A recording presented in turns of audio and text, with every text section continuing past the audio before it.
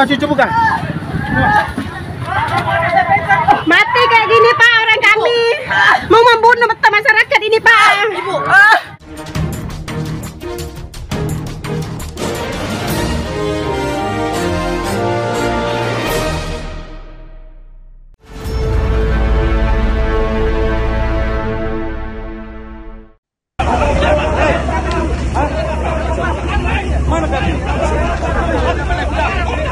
Mana?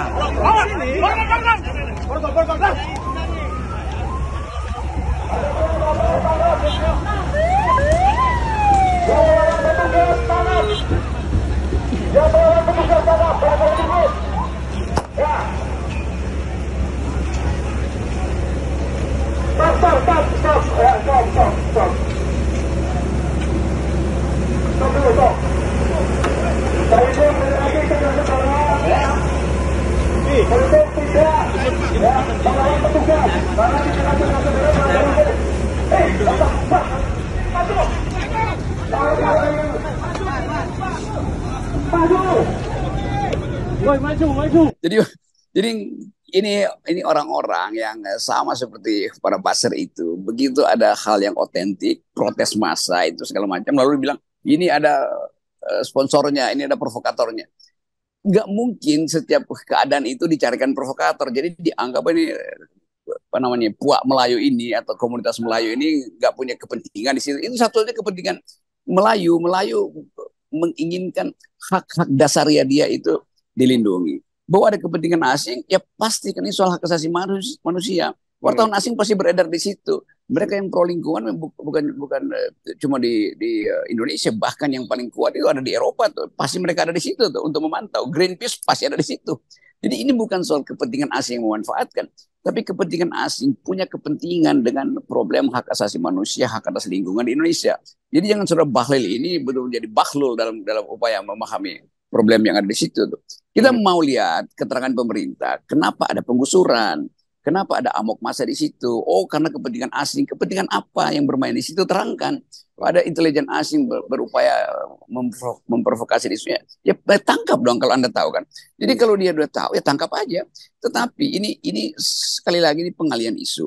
Seolah-olah nanti akan saya udah bisa bayangin headline-nya nanti. Hati-hati masyarakat Melayu, ada kepentingan asing di situ. Maka diadu domba lah antara Melayu dan yang asing misalnya. Ini konyolnya begitu dan itu terus-terus yang dilakukan oleh pihak pemerintah di dalam setiap upaya atau dalam setiap problem agraris. Di semua tempat pasti begitu. Ini LSM disponsori oleh asing. Ini LSM punya kaitan dengan bantuan luar negeri, maka memprovokasi masyarakat wadas segala macam. Itu kita udah tahu pola itu. Pak Jokowi sendiri kemudian akhirnya menyatakan bahwa masa begini aja urusannya mesti presiden gitu ketika ditanya oleh wartawan. Ini kan menunjukkan memang wah ini mulai nggak jalan nih kabinet ini kalau urusan begini presiden mulai mengeluh gitu. Kok nggak bisa beresin sih masalah ini?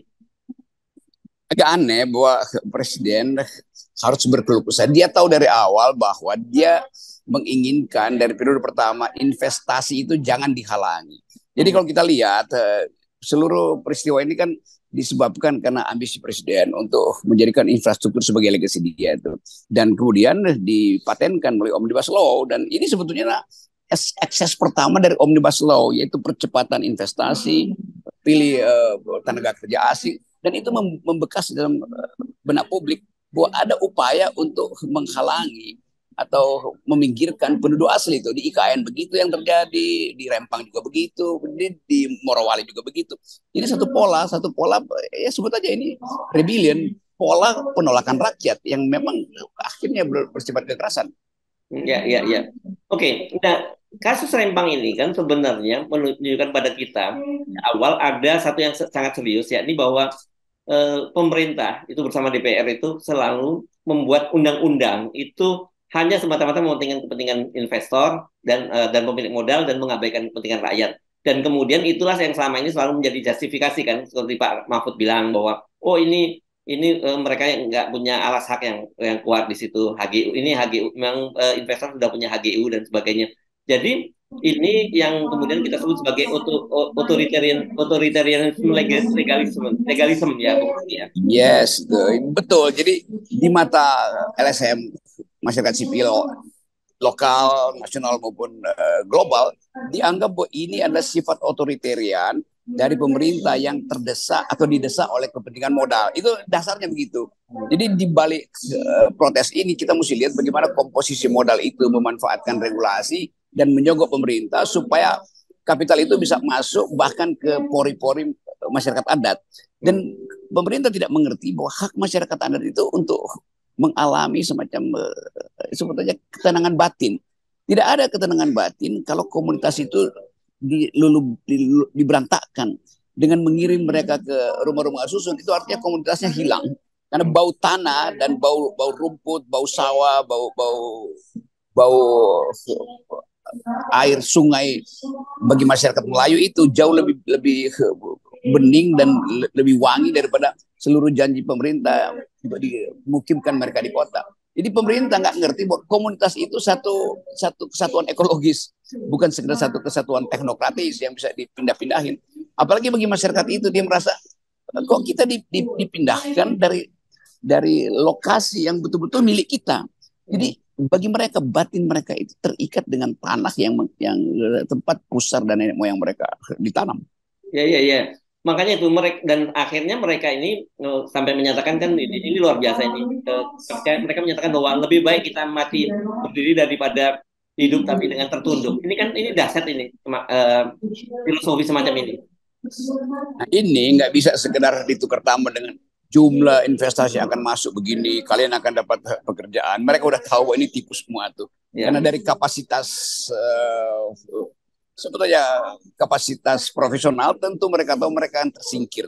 Dan bagi mereka pemerintah akan lebih mengidealkan orang yang pakai jas dan orang yang pakai seragam pekerja itu daripada petani.